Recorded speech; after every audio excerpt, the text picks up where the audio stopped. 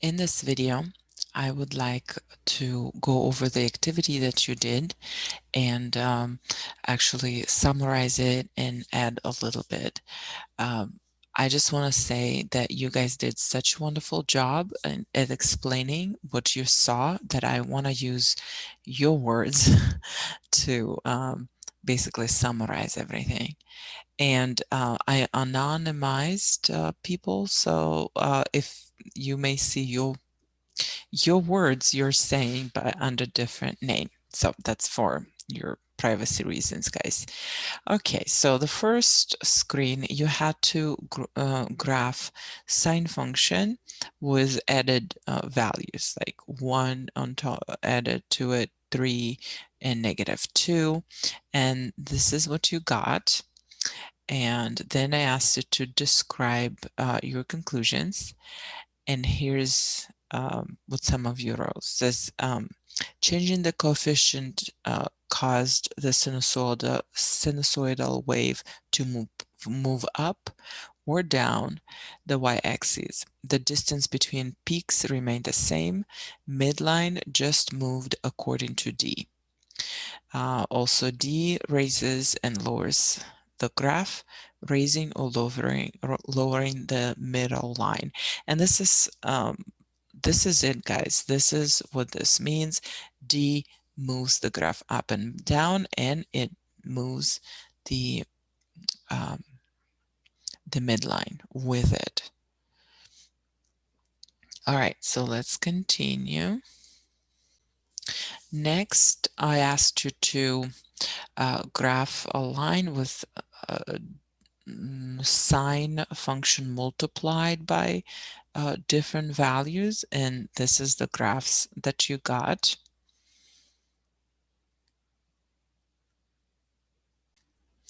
And here's your explanations. It says when A changed, the amplitude changed to match. If it was 4, then the peak of the arc would also be 4 above the middle line. Next, A increases the amplitude without changing the rest of the graph. Next, the amplitude reached higher pinnacles as the A coefficient increased. However, the middle line was not affected. And these are such precise descriptions. I love them. But I want to add something here. So you are absolutely right. The red graph here is just y equals sine x, and the second graph in blue is 2 sine x. And yes, the deviation from the midline is bigger. The maximum points are higher and the minimum points are lower. That's true. What I want to ask you, what happens if instead of multiplying by a +2, we multiply by a -2? And as I'm typing, I want you to make prediction.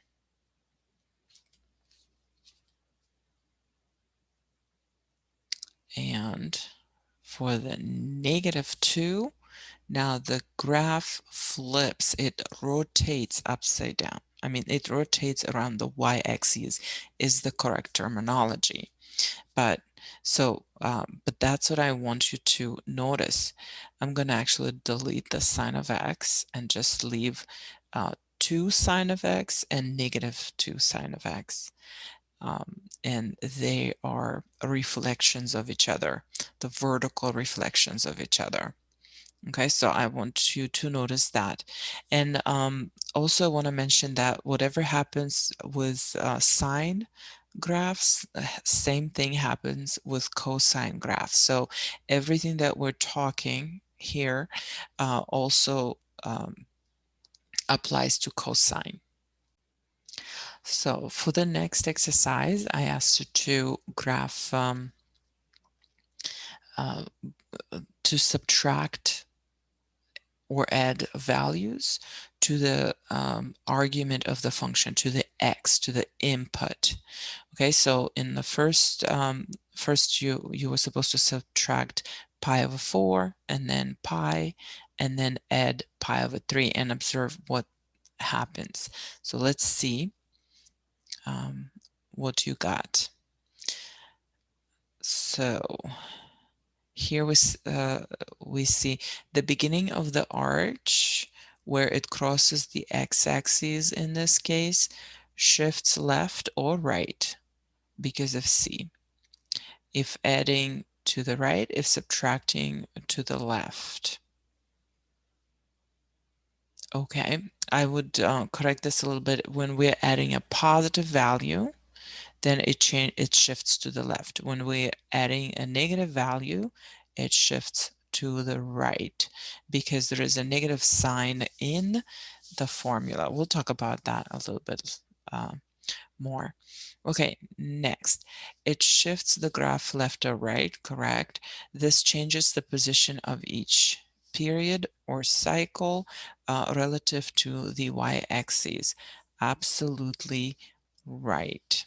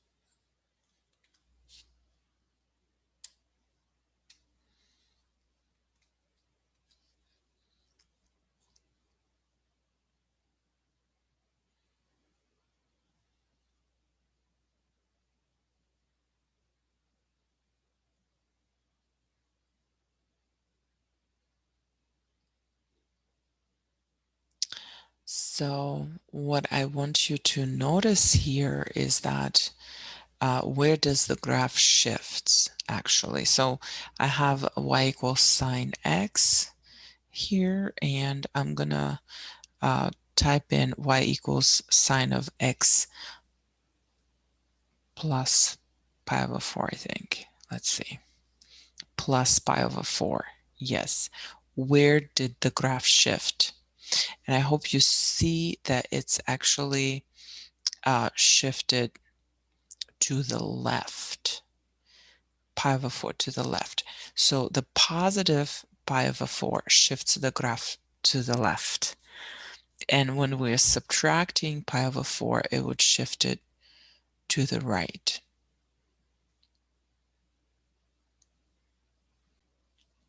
And in the next graph, I asked you to change the b values, try different b values.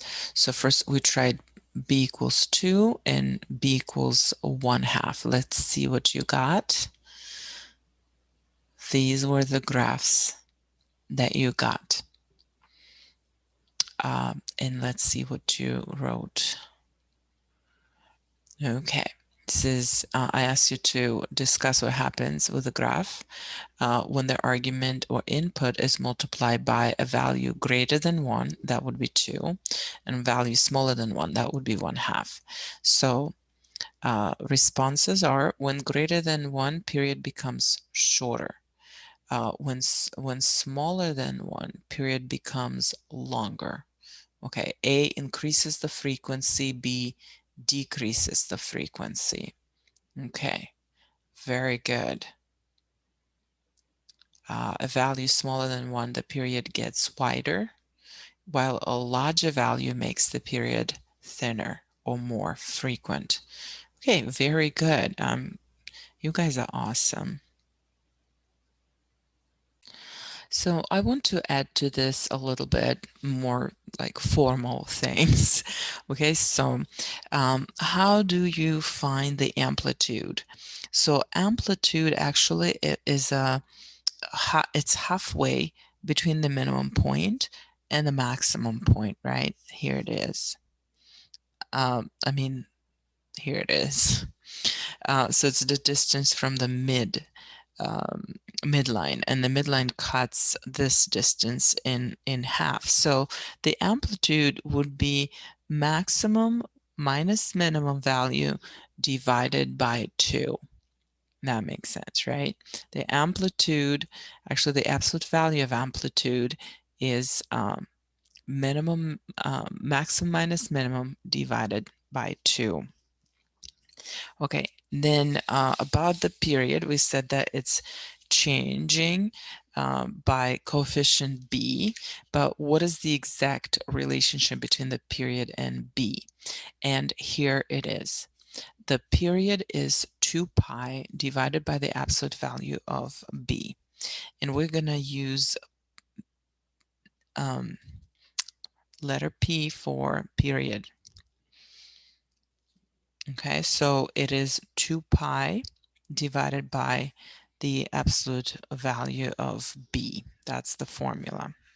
Okay, and finally about the phase shift. We call C is a phase shift. Okay, and so we have our function. So this is the general form for the cosine, and this is the general form for the sine. So when b equals 1, phase shift equals c. And remember, there is a negative sign in the formula. So if you see, for example, plus pi over 4, that actually means minus a negative pi over 4. Okay, so C would be negative in this case. So the phase shift is the opposite direction of the sign that you see here. So this would be phase shift to the left. And if you had here, for example, x minus pi over 4, so minus a positive pi over 4, so this would be a phase shift to the right. Okay, so that's one thing that I wanted to point out to you. And another thing is that if b is not 1, then let's see what happens. I'm going to copy the sine equation, the general equation for the sine.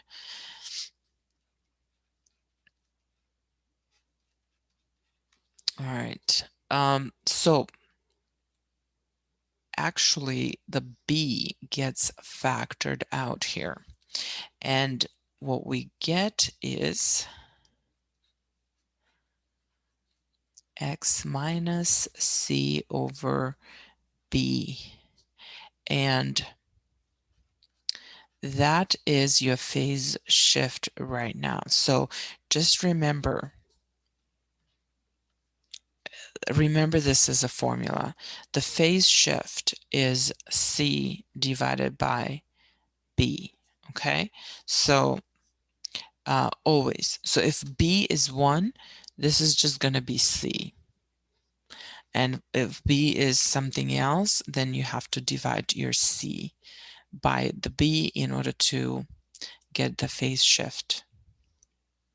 All right. Otherwise, I think, guys, you got it.